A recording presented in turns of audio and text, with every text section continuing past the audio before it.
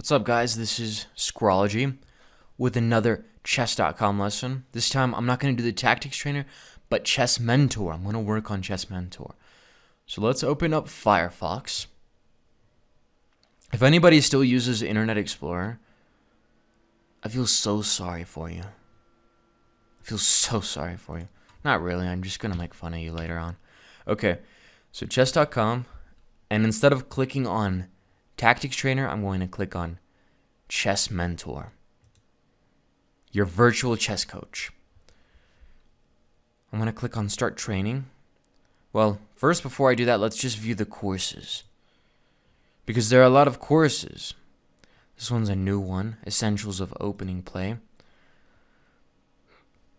A whole bunch of courses. These are all really well done. So you can choose from any of these. See, look, amazing combinations of Mikhail Tal. I'm at 40%. So that's probably, when I click on Start Training, that'll probably take me to this course. Since it's incomplete, I haven't finished it. So let's just start training. Does it work? Does this work? Is the audio working? Can you hear me? Better work. All right. Whoa. What's going on here? Home. Start training. Yeah, there we go. The amazing combinations of Mikhail Tal. It was back in 1958. The interzonal tournament in Portoroz, I don't know if that's the correct pronunciation, was in progress, and Tal played Philip. He opened the game and mated his opponent with his heavy pieces. One of the spectators approached Tal's coach, Koblenz, and summarized the situation. An open file there is, a mate there will be. Oh, that's cool. An open file there is, a mate there will be. Tal, Anonymous, 1974. The magician from Riga is a pawn down, but his pieces are eyeing the king's flank. The queen, the bishop, and the knight are all nicely centralized. The rook is also lifted. The solution? Obviously, bishop h7. Yep, that's just obvious. Because we're going to build a huge attack just on this.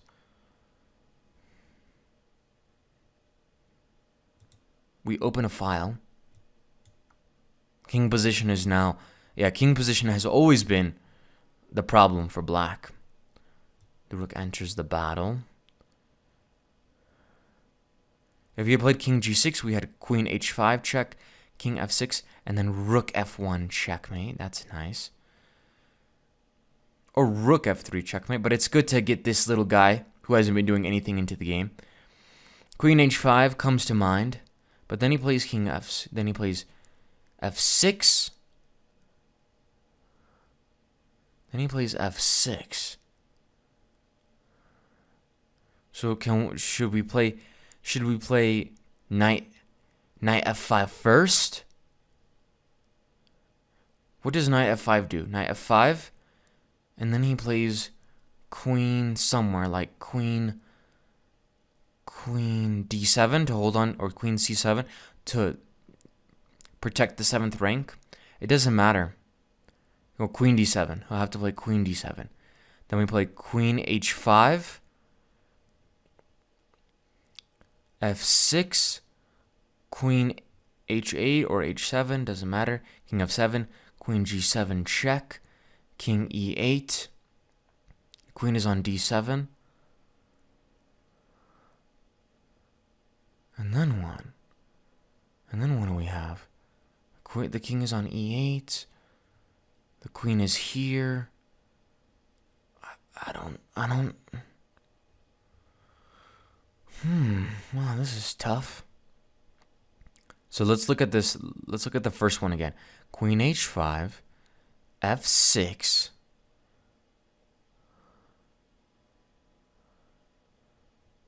Queen h7, king f7. It looks like he's escaping, doesn't it? Doesn't it look like he's escaping? I don't think that can be it. Yeah, it can't be it.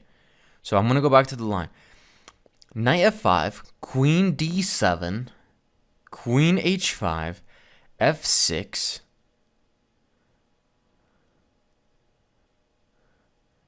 and then we have queen h7 check, king f7,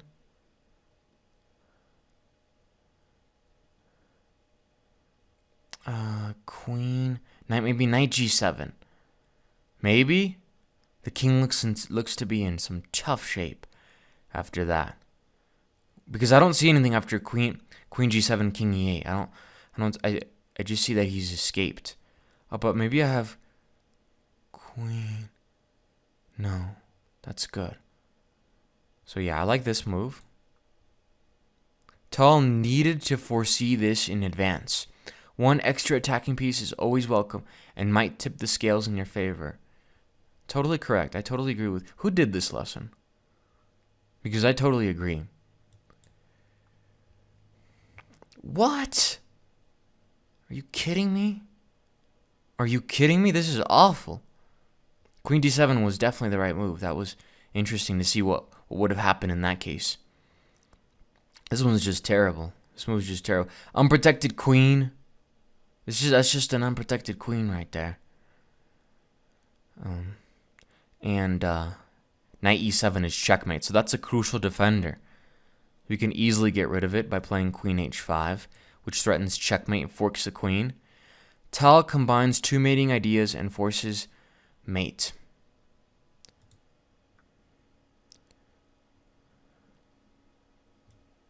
Check. And then... Oh, sorry. Pretty cool. I like that. That was nice. That was really cool. That was really cool. Analysis board. Options. Allow pop-ups from Chess.com. Analysis board. Here we go. Cool. We can do this on this one as well. Okay, so check. He takes. We check him. He goes back. We go here. Queen d7 is critical. Queen g5 is just a weak move. But I don't blame him. He was probably somebody who wasn't that strong. It was a simul. Queen h5. Here. Where's the checkmate here? That's what I want to know. Check here, and then knight g7. This is what I was thinking of. Yeah, it looks like it's okay. It looks like it's okay. We also have rook here. Yeah, this one's even better. Rook g3 is easier to calculate. Wait a second. Yeah, it is. Because if he tries to protect, then we have check, check, check. He goes back, and then checkmate. Gosh, Tal must have seen all of that. All of that. Awesome. Great stuff. Let's just do one more lesson. Spinning and reeling. You cannot spin and reel at the same time. The same goes in chess. Whenever one piece has too many obligations, we can make use of that. Tal Dvoretsky, Leningrad, 1974. White's advantage is overwhelming. Let's look at the position. Yeah, it's overwhelming. White's dominating. The king is in terrible shape, and White's got two extremely advanced pawns. He owns the more active pieces. A strong passed pawn, and the black king is in danger. Tal finds an elegant finish. Here? Okay, it's our turn here. So the king is in terrible position. We got a pass pawn here. But what is the elegant finish? What is the elegant finish? Rook d7. He can't play queen d7 because... Oh, no, maybe he can, but no. Queen f6. So the queen is tied down. The queen is tied down to the defense of the f6 pawn. It's a crucial defender to the f6 pawn. So rook d7, bishop d7, bishop c4, and then bishop e6. That ain't nothing. Or is it? Or is it something? Then I have d7. Very nice. And the queen is overworked. Everything's overworked. Because of the alignment, the bishop can't go back. And if queen d7, then I have queen f6 winning. So that doesn't work. He has to take. This is Dvoretsky. Oh, I wonder if it's the famous Dvoretsky. Bishop c4, queen c4, queen f6, king h5. The king is now in some serious peril, as it has been. g4 check. And then if king h4, then queen h6 is checkmate. And then bishop h6, bishop g4, hg4, king g4, and the queen is on c4, right? So then I can just play d7 and get another queen. I like that. Let's go for that. Oh no, we didn't get it. This move is probably winning too, but you can play as elegant as tall instead. Click try again to go back and make a different move. Let's try again.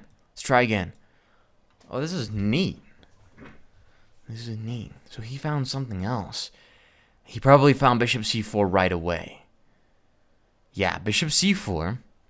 Sometimes this has to do with calculating.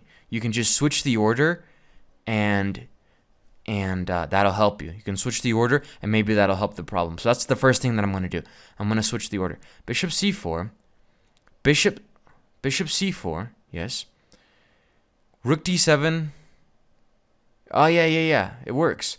Bishop c4, rook d7, queen d7, queen f6, king h5, g4, king h4, queen h6, checkmate.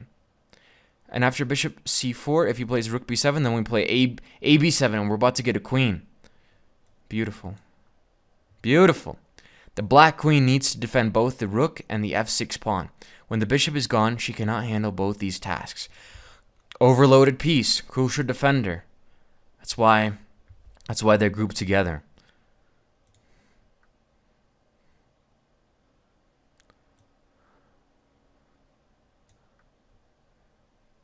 The queen is forced to abandon the f6 pawn too.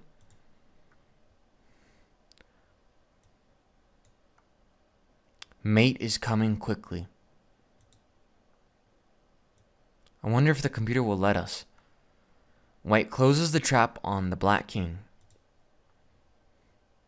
The only legal move. Actually, queen g4 was legal, but he wasn't going to do it. I mean, he would just resign. Free move. Check. Mate. Check and mate. Wow, really cool. So you can use the signals whenever, in your real games, when you're doing Chess Mentor, when you're doing Tactics Trainer, and all those. It can help you. It can help you. It might not. I mean, you might not. It might not be to your fitting. You might be like, you know what? I don't like that system.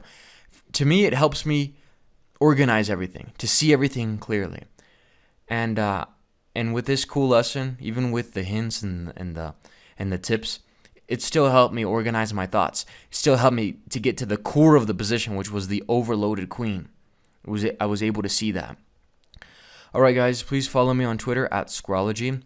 And remember, I'll see you on Chess.com.